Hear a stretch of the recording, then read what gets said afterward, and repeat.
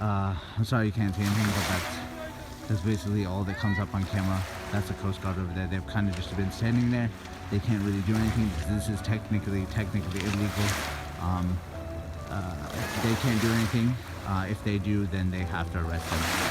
So, yeah. I gotta go because we gotta signal them over here. Yeah, they don't really know where they're going, so we kind of have to tell them. I'll see you guys later. I just got finished with a night shift at the Mora refugee camp around 11:30 p.m. Drove back to the hotel and slept for like an hour.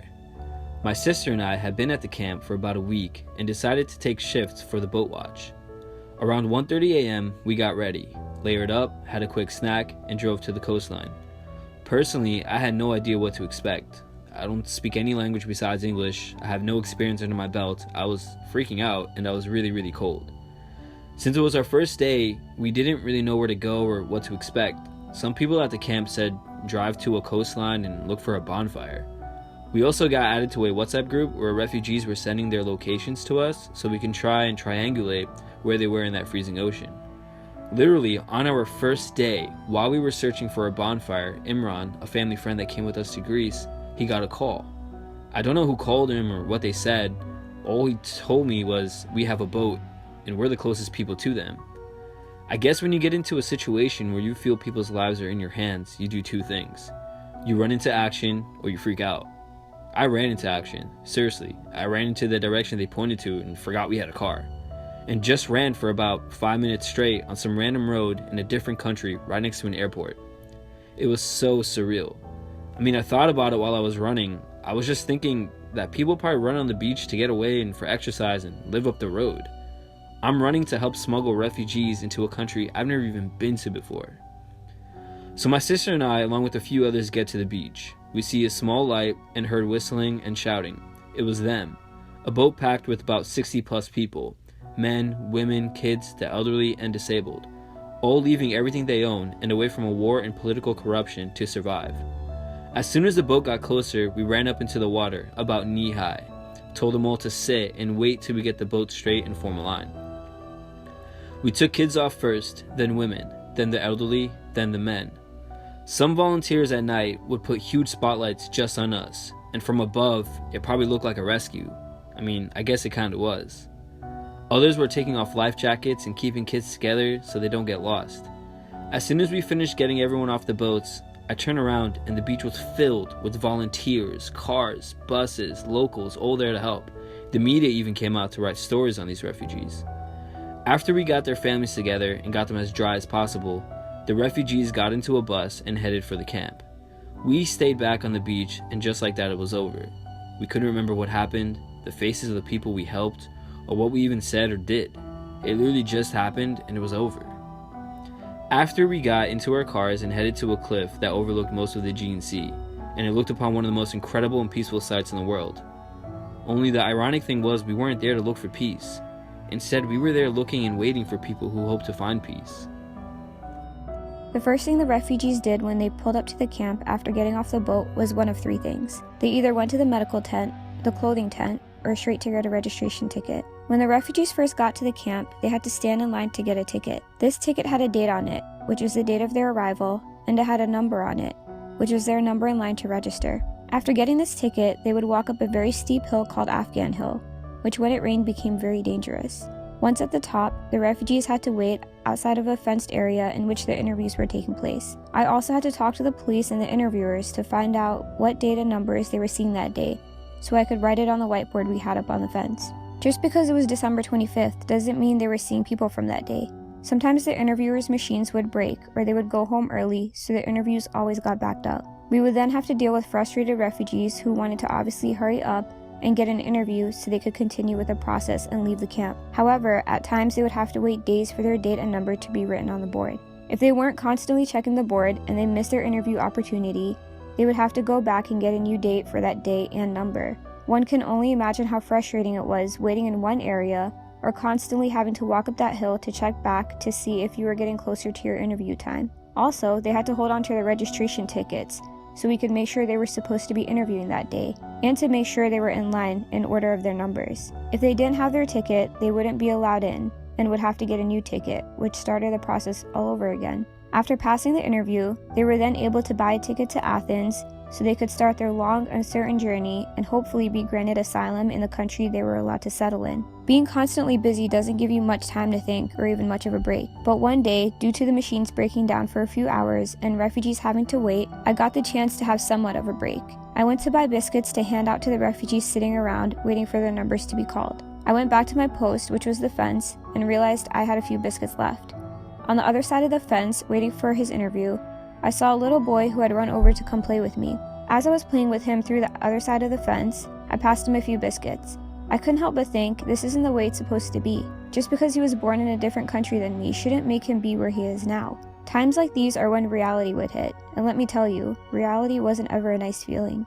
In these terrible conditions, it's easy to forget, but you have to remind yourself, what would I do?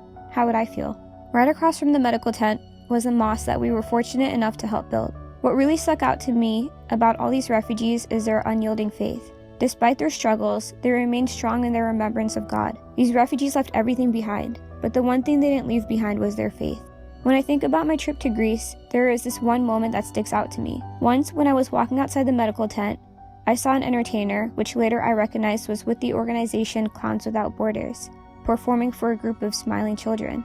In these moments of happiness, the children were able to forget everything they had been through, and were finally able to be kids for once. Although their excitement only lasted so long, I was so grateful for these moments nonetheless. Seeing their happiness brought me a sense of bittersweet peace. Nights were the hardest of all. The camp was overcrowded, and people roamed the camp looking for a spot to sleep. They would often turn to me in fear and ask for blankets or tents to sleep in, sometimes even pieces of cardboard, of which we had all run out of. I remember a woman who feared for her and her children's lives because the camp was very male-dominated and unsafe for a woman who was alone with kids. All I could do to help in those moments was to encourage her to find a spot somewhere in the camp. Knowing that wasn't enough was hard to handle. What was harder was returning to my flat, where I would sleep on a bed, a guilty mind drifting to all those who lay on the ground in the camp. Before going to Greece, I came across a poem by Worcestershire, and after reading that poem, one line stuck out to me. No one puts their children in a boat unless the water is safer than the land. I thought I understood what she meant, but I can definitely say it wasn't until my trip to Greece that I really understood what she meant. My exhausting trip was coming to an end. It wasn't so much the physical aspect, but rather the emotional toll that this trip had taken on me. I felt so guilty. I knew that I was lucky enough to go home to a family, a house, a place where nobody could harm me, and yet I was leaving behind so many people that had lost everything. I had spent the last 6 nights crying myself to sleep because I felt so helpless. I knew I wasn't ready to go home, but I didn't know what else I had to give. My thoughts were interrupted by a phone call from Team Humanity, asking if I had any money left. I asked why, even though I knew I had just given my last 1,000 away. The woman replied, "We're at the port and there's lots of refugees here. We were passing out food and we came across a family of 9 who don't have enough money to travel to Athens. We heard you were looking for families that needed help, so we thought we'd call you even though you're leaving." How could I say no? How could I leave to go home without helping this family find a home of their own? I told them I was on my way with money I didn't even have. I called my friend Amir from Zara Trust and asked him if I could use some of the money I gave him to help this family.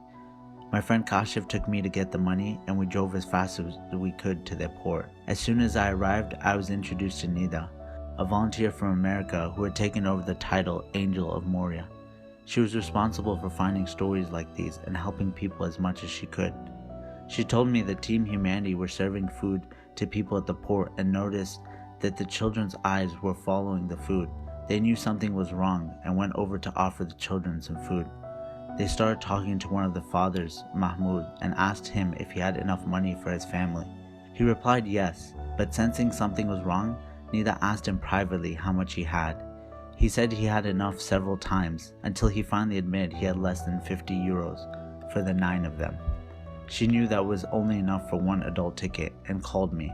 I immediately gave her enough money for the whole family to be able to reach Macedonia safely.